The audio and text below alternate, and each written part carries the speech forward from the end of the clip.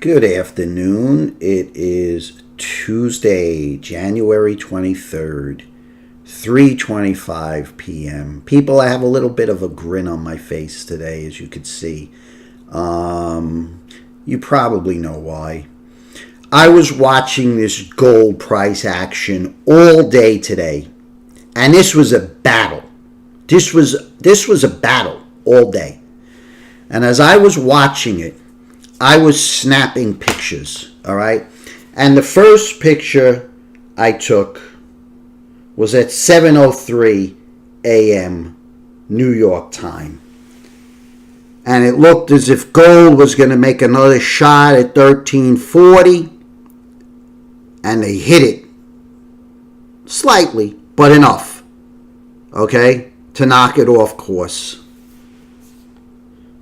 And I snapped this at the same time. It made a high there of 1338.90. They wouldn't let it get to that 1340. 7:03 New York time. Then I snapped this at 9:33 New York time. Boom! They hit it. Down.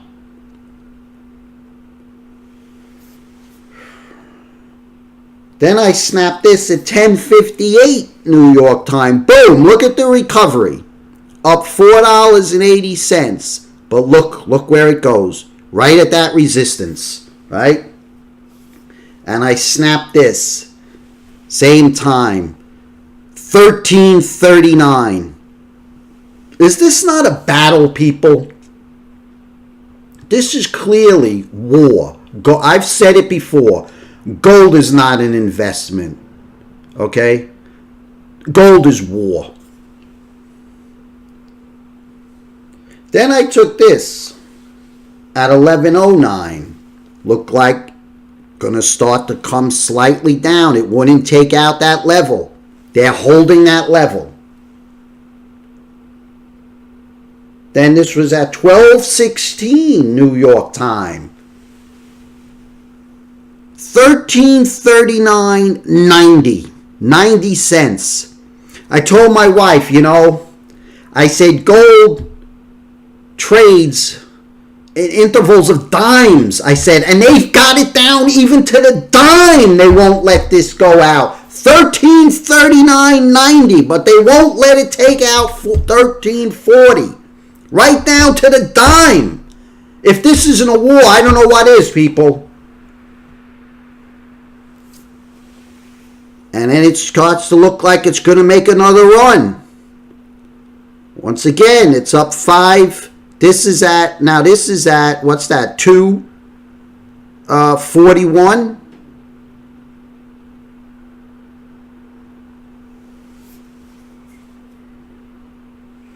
Right, 241. 1338.90. And then boom, just a little while ago, gold broke through. 1340.70, up $7.60. And I was taking these snapshots all day. This was the price roughly a half an hour ago. The bid 1340.70, the ask 1341.70. All day I was watching this battle. And it will be a battle. Now they have to try to hold this level. Okay? Remember the Battle of Shiller. It was that 2-day battle. And the Union got creamed the first day. Right? The Confederates surprised them. Right? And Grant. Right? By the end of the day, he had it. And Sherman came over to him. And Sherman thought they were going to talk about retreating. Right? And Sherman said to Grant, we had the devil's day of it today. And Grant said to Sherman, yeah, but we'll lick them tomorrow. Well, you better hope, okay, that they don't turn around and try to lick us tonight, because I'm going to be watching this gold price all night, because there's going to be a battle tonight in this gold, because this is war, people. Finally, we took this level out. Now we have to hold it. Let's see if we can hold it. And I think the main reason is this dollar, which continues to get hammered. Okay? Now I had to take this in black and white Pardon the black and white, people. I got to go get toner for my printer. All these charts, I've been using a lot of toner. But that's okay. So, look at this, though. The dollar right now is 90.11. It's down 29 cents today. Okay? And as far as I could see, all right, I'm looking for any bottom, okay? And I said yesterday 80. Okay? But I'm looking, and I'll say, okay, I could see 85, some support there. I drew this horizontal line. But that's still 5% more. Okay? There's really nothing. There is nothing there. Okay? You want to go back here and call it 85? Underneath 85, you got 80. So this dollar is breaking down. Okay? And they don't care. All right? They don't care. Let it fall. That's it. That's it. Right? When you run up $21 trillion in debt, well, you know what? Just debase your currency. You can either default, okay, or you can pay your creditors back with worthless paper, okay? There's only two choices. So we got to continue to watch the dollar. Now, the other thing we have to watch, of course, we know, are these bond yields. And they bought bonds hand over fist today. All right? The yields went up. The demand came in. And they bought up the bonds, knocking the yield down. Okay? From one day to the next, you could see the 1 year went for, all across the spectrum, the 1 year went from 1.78 to 1.76, the 2 year 2.069 to 2.044, the 5 year 2.456 to 2.419, the 10 year 2.661 to 2.62. We need to watch this 10 year. Even the 30 year 2.927 to 2.899. They bought up the bonds. Okay? There it is, people, from one day to the next. That was the 22nd. This is today, the 23rd. So let's see if this 2.62 key level can now be support. Is that as low as it could go? We'll have to see. I want to switch gears, though, people. So much to talk about. I was watching Davos, Switzerland today, where all the elites get together. They clap and they cheer for how wonderful the global economy is doing, and And the first person I heard was this Ray Dalio, right? Billionaire hedge fund manager Ray Dalio. It says market surge ahead. If you're holding cash, you're going to feel pretty stupid. That's what he said. If you're holding cash, you're going to feel pretty stupid. He's a billionaire fund manager, okay? I got to, heed what he says. And how could you not agree? Because you see what they're doing to the dollar right now, okay? It's getting slaughtered. And that's the intention, right? So you got to get out of cash. Okay? We are in this Goldilocks period. There it is again, Goldilocks. It's not too hot. It's not too cold. It's just right. Everything is just right. Goldilocks. Haven't we heard that before? About 9 years ago, 10 years ago. Weren't we in Goldilocks? Right? Everything was wonderful, right? According to the CNBC shills and cheerleaders. Goldilocks. And what happened to Goldilocks? She got slaughtered by the bear. So here we are again. We are in this Goldilocks period right now. Inflation isn't a problem. Growth is good. There's that growth. That buzzword, growth. Where's the growth?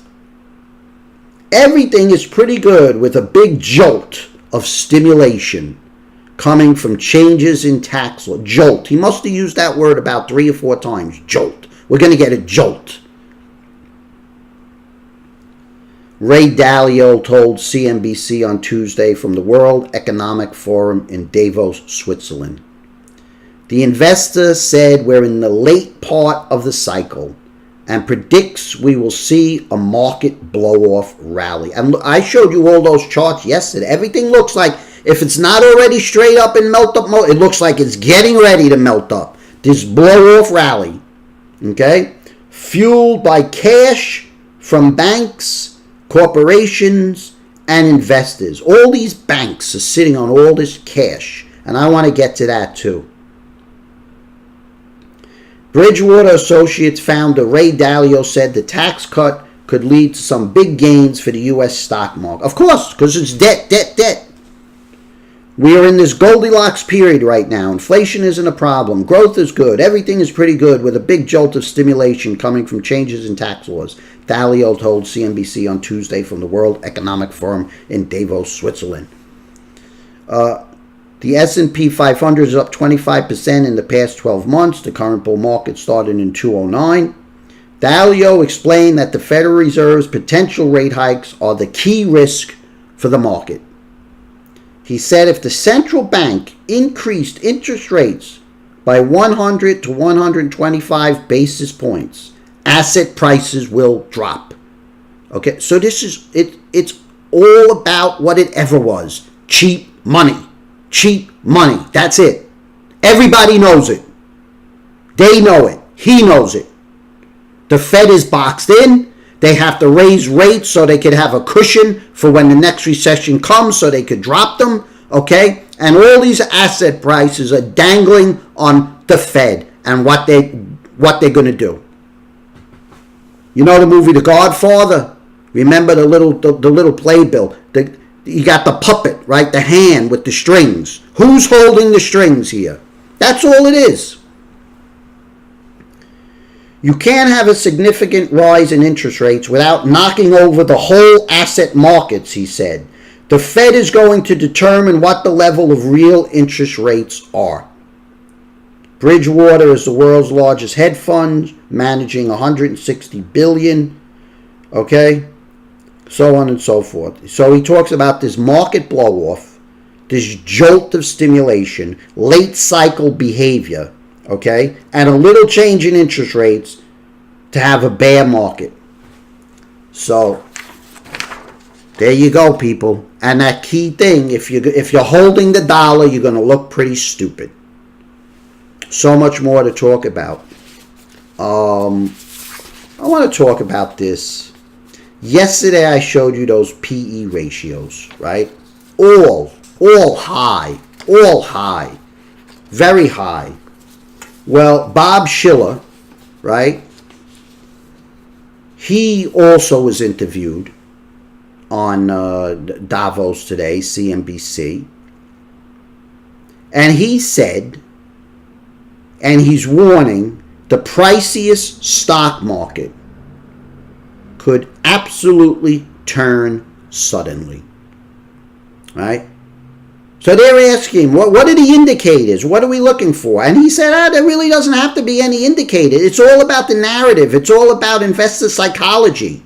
It's all about their behavior. Don't necessarily look for an indicator. It could just turn. Nobel Prize winning economist Robert Shiller told CNBC Tuesday that a market correction could come at any time and without warning. People ask, well, what will trigger a market correction? What's the trigger? What's the indicator? What do we look for? As if they could just, all right, well, they think that they could just have 2 feet in one shoe, okay? What's the expression? They don't ring the bell at the top, right? That they could just, know what it is, and they could just gracefully exit. Okay? It's not going to happen that way. It never does. It's not going to be a soft landing like Kudlow likes to say, right? Oh, we're just going to have this soft landing. It's nonsense. It's a bubble. It's the biggest, fattest, ugliest bubble of the history of the world, thanks to the Fed, who created a monster like Mary Shelley's Frankenstein. People ask, what will trigger a market correction? But it doesn't need a trigger. It's the dynamics of bubbles inherently makes them come to a sudden end eventually. Now, this is a very long article, all right? But he goes into this, what he calls the cap ratio, okay? The level of stock markets differs widely across countries, and right now the United States is leading the world. What everyone wants to know is why and whether its stock market's current level is justified. We can get a simple, intuitive measure of the differences between countries by looking at price-earnings ratio, and that's what I looked at yesterday. Classic indicator. PE ratios. You could have trailing, you could have forward, right? I have long advocated the cyclically adjusted price earnings or CAPE, C-A-P-E, ratio that John Campbell, now at Harvard University, and I developed 30 years ago. The CAPE ratio is the real inflation-adjusted price of a share dividend by a 10-year average of real earnings per share. 10-year average, real earnings per share. Okay? Barclays Bank compiles it for 26 countries. Okay? So there's this ratio, and it's a very interesting article. I don't want to get lost in the weeds here. But basically, this is the chart. This is the chart of his ratio, right? Shiller PE ratio, CAPE ratio, inflation-adjusted price of a share dividend, 10-year average, right? Share divided by 10-year average, right? So it's going back here. I mean, and he's calculated all the way back to, this chart goes prior to 1890, okay? That's a lot of data, people. That's a lot. That's a large sample space, okay? He's got Black Tuesday, right? Now, right here, we're in the 20s, right? We're bouncing around 20. We go up to about 25. We come all the way back down to 5. Then we have this large spike, okay, in the 1920s, all the way to Black Tuesday, right? This is his CAPE, 30. That was the price per earnings CAPE ratio, 30. Right? We have the stock market crash. We have the depression, right? Goes all the way down, kind of bounces, comes all the way back up. Then we have Black Monday, another crash. Now at Black Monday, it was sitting just shy of 20. It crashed to slightly higher than 5, and then came back right up to just shy of 20. You could see that. And then once it was almost like a head and shoulder right there. And then it took up all the way to 2000 with the .com. And that was like almost 45 PE. Way above anything we've ever had. And it crashed, okay? And now that's where we're at. 34.36. Let's take a look. Look at that. Now let's remember, this is going back to about 1870. 1870, okay? It's higher than Black Tuesday during the stock market wipeout of 1929, okay? It's way higher than Black Monday, 1987, okay? And it's you know, it's not all that far from the all-time high, 44. Now, this guy gets the Nobel Prize, right, in economics for this. I just do YouTube videos, okay? But it's the same thing, all right? So by any metric you want to say, okay, these levels are not justified. They got a few more things in the stack, people. JPMorgan Chase to build 400 new branches. Raise wages because of the tax cut. Some 22,000 workers will get hourly pay hikes with the new pay range between 15 to 18. Okay? So these are basically minimum wage workers, okay, at their minimum pay scale. The 15 hour per hour employees, they'll go up to maybe 18, 22,000, which is about 10% of their workforce, okay? Chase plans to increase branches by nearly 8% with 400 new locations. Okay? So they say JPMorgan Chase announced plans to spend $20 billion over 5 years, and it's over 5 years, to raise hourly pay for a portion of its workforce, add jobs, and open 400 branches in new U.S. locations. The bank says tax breaks, reduced regulation, and an improved business climate have made it possible to make these changes, which also includes adding 4,000 jobs and increasing its charitable giving. Okay? JP Morgan has more than 252,000 employees, so this is about 10%. They're gonna get a little, wage increase. Okay? Hourly wages for some 22,000 workers will rise between $15 and $18 an hour in more than 100 cities. Okay? But the thing I want to focus on, 400 new branches. These banks have so much money, thanks to the Fed. They've been sitting on huge sums of cash. I walk into where I live. There's branches all over the place. There's so many different banks. You can't go 2 blocks without running into 2 or 3 banks. And they're all empty. Me and my wife, we think, we scratch our heads. You walk into these branches, okay? They got the beautiful LCD flat screen TVs, all right? There's nobody in them. You're down to 1 or 2 tellers now. It's not like the old days when you had 6, 7, 8 tellers, right? Most people are banking online. They're going to an ATM, right? These branches are empty. And they're building more and more and more. Why? For the real estate. They have so much cash. They don't know what to do with it. So let's just put up all these branches, right? Just for the real estate. That's all it is. Who's he kidding? You walk into these branches, these monuments that they built, and there's nobody in them. This is nonsense. Complete nonsense.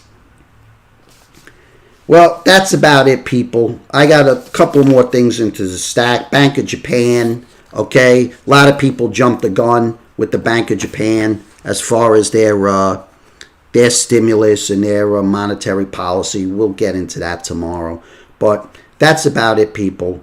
The battle is here and now with this gold. Let's see if we can finally breach this 1340 level once and for all. If we can hold it, okay, then we can start talking about higher levels. It's premature right now because I know what they're capable of doing. Okay? These banksters, this gold cartel, I know what they're capable of doing. So we got to watch this very closely. Anyway, gorgeous day today. Beautiful day. Sunshine. Very, very moderate temperatures out there. If you can get out, take a good long walk. Just go for a long walk. Clear your head. Renew your spirit, your soul, your mind. Do your world a good. And thanks for listening, people. Lord willing, we pick this up tomorrow. Ciao.